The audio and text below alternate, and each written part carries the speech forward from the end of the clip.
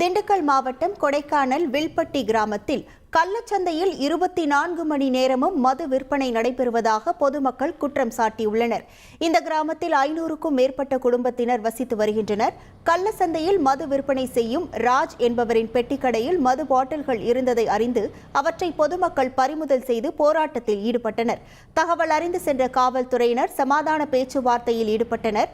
இதனையடுத்து கையொப்பமிட்டு பெண்கள் புகார் மனு அளித்தனர். மது விற்பனை செய்த நபர் தப்பி ஓடிய நிலையில் 150 மது பாட்டில்கள் மற்றும் இருசக்கர வாகனத்தை பொதுமக்கள் சிறைப்பிடித்தனர்.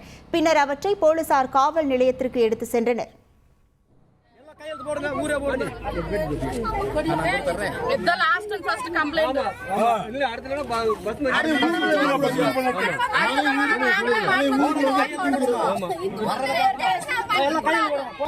பிராந்தி கடையை வச்சுட்டு பெரிய அநியாயம் பண்ணிட்டு இருக்காங்க. காலையில ஒரு பாத்ரூம் போக முடியல. நைட்டுக்கெல்லாம் வந்து கதவு ராஜன் கட்டிட்டு இருக்காங்க. பெரிய அநியாயம் பண்றாங்க. பொம்பளை பிள்ளையெல்லாம் போய் வர முடியல. ஒரு நல்லதுக்கு கெட்டதுக்கு இதுல எல்லாம் ஆம்பளைகளும் வந்து உட்காந்துக்கிட்டு பெரிய அநியாயம் பண்றாங்க. சொன்னா லஞ்சம் கொடுத்துதான் நான் வச்சிருக்கேன்னு பேசுறாங்க.